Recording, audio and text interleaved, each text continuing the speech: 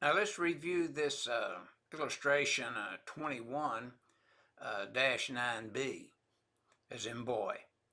And again, we're taking a three-step evaluation to consider areas where this certain types of equipment are operating that could be considered a Class 2 Division 2 location because we have a problem in the NEC that would send us over to NFPA 499 to make the evaluation. But notice our three-step procedure here. The first step is combustible dust is due to abnormal operations of the equipment, and it's in the air. And is it forming a cloud, or maybe it's settling, but it's in the air?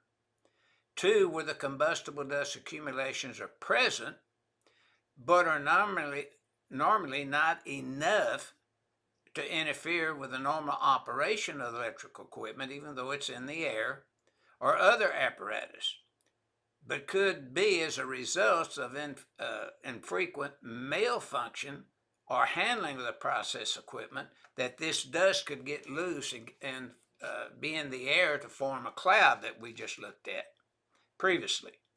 Now, where combustible dust accumulations are on the equipment or in the vicinity of the area, that could cause a problem, but mainly you're looking at equipment and the dust gathering on the equipment over 1/8 of an inch.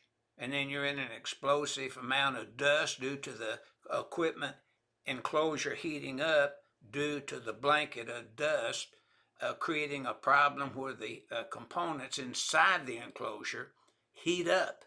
They can't dissipate the heat through the metal of the enclosure if that be the case, see. So you're looking then at also simultaneously failure of the electrical equipment with the dust that could cause an explosion, a flash fire, whatever that may occur due to this type of condition. So a Class 2 Division 2 problem may exist in accordance with the NEC 500.5C2, which would send you to NFPA 499 to make the actual classification based upon existing equipment or new equipment being installed. And that's what this figure 21-9B is illustrating to the designer and the installer using the NEC.